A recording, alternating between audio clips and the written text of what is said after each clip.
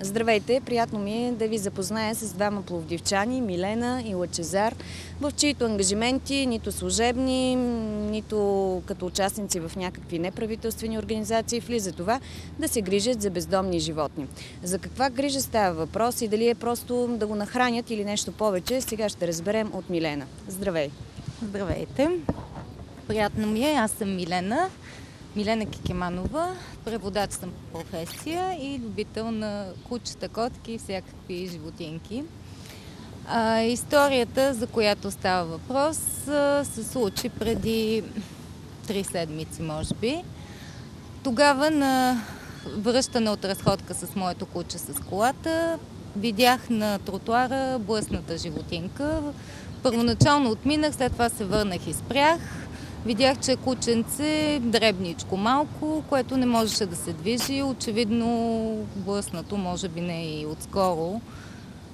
И първоначално се чудих какво да направя, след това реших, прибрах кучето си вкъщи, върнах се, взех я, натоварих я в колата и я закарах на лекар. Закарах я в клиника, в която водя своето куче. Кученцето беше в много тежко състояние, с парализирана задница. Лекарите я прегледаха веднага, снимаха я, сложиха я на системи и оказа се, че таза е счупен. Явно е блъсната от кола и то не отскоро, предполага се, че е стояла ден и нещо там. И температурата й беше 35 градуса, което е много ниско за куче. Обикновено тяхната температура е 38,5-39.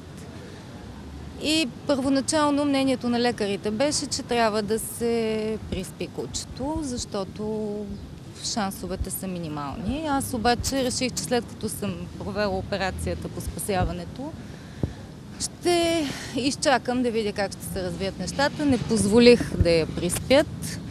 И на другия ден тя остана там на стационар. На другия ден вече беше по-добре, в смисъл температурата й беше нормална, беше се съживила и решихме, че ще пробваме дали ще можем да я спасим.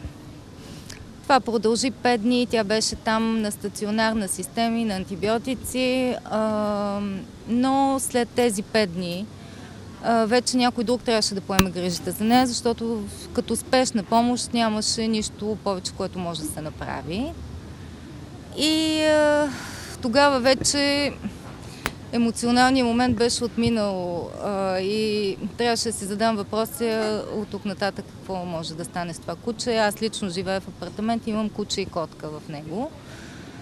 И обадих се на много хора, които имат кучета или имат връзка по някакъв начин или се интересуват от това. Оказа се, че няма къде да закарам кучето, няма към кого да се обърна, няма организация, няма правителствена или неправителствена, която може да помогне на едно такова животно беда. Зооветеринарния комплекс, това беше първото място, на което се обадихме за помощ, дали можем там да оставим и да положат грижи за нея. Оттам ни отговориха, те даже още лекар в болницата се обади и той говори с тях, че единственото, което могат да направят е, ако решим да я приспим, те да пазят трупа на кученцето, докато дойдат от екарисажа да го вземат. Това е единственото, което те могат да направят. Нищо друго. Нито лечение, нито помощ, нито спешна помощ, нито стационар или някаква грижа, поне за известно време, нищо. И в крайна сметка, като че ли за интернет се открихте с много други хора, които обичат животните и са готови да положат всякакви грижи за едно кученце, което се е разминало със смъртта. Благодарение на вас. Да включим в разговора и Лъчезар. Ти кога разбра за това кученце, което се казва как? Значи кученцето е кръстено Джипси. Така решихме да го кръстим. Разбрах от Милена, която ми звънна по телефона разказа ми първо цялата история, която преди малко разказа. И се оказа, че всъщност поради липса именно на такъв стационар в Пловдив, независимо от всичките организации, които уж ги има, че се грижат за животните, няма къде да остане.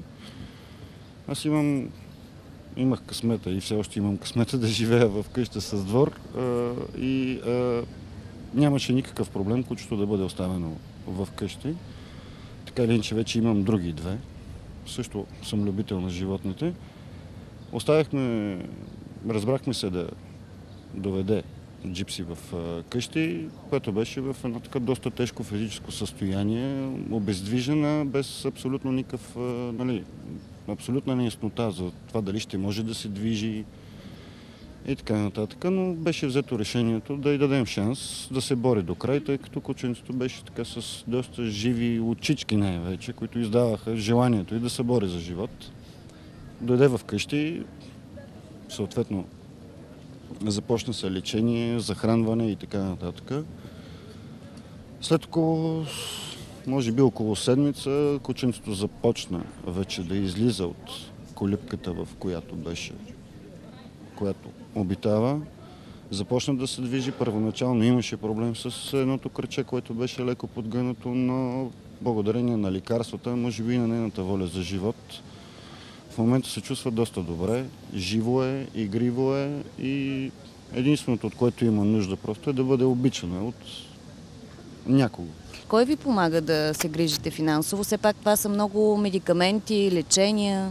Значи чрез интернет доста хора се отзоваха на молбата за помощ, тъй като наистина самото лечение, закупуването на къща на храна, на вакцинации и ред други неща за кучето си е доста голяма, но благодарение на доста хора успяхме да съберем необходимите средства, за да посрещнем тези нужди. Искам специално да благодаря на всички хора, приятели и също така и съвсем непознати, които на нашата обява на в DocBG изпратиха пари и лично на мен, също така и в сметката, която е в DocBG за Джипси и по този начин помогнаха да я спасим. Колко хора и с какви суми се отзоваха на тази покана, без дори да са ви виждали очите? Жена, от София, която не познавам, ми изпрати пощенски запис за 50 лева. А пък друга със сигурност ми е писала на имейла, че е пуснала същата сума 50 лева в сметката на DocBG. В момента кучето е в къщи. Не съм взел решение за окончателно да го осиновя. Все още му се търси дом, но смисъл такъв, че тъй като е куче, което е преживяло доста, държа, а и не само аз, държа просто да отиде в дом, в който наистина за него ще бъдат положени адекватните грижи, а не просто да го дадем някъде, където ще живее, така да го кажем. Все още търсим стопани за нея и аз специално искам да благодаря на хората, които ни помогнаха от интернет и наши приятели също, които осигуриха къщичка, които изпратиха средства за лекарства и много трогателно. Оптимист ли сте, че това кученце може да си намери стопанин? Аз винаги съм оптимист, самия факт, че я взех, значи съм оптимист. Дано тя бъде обичана и да може и тя да обича някого, защото наистина е много мила и дължелюбна.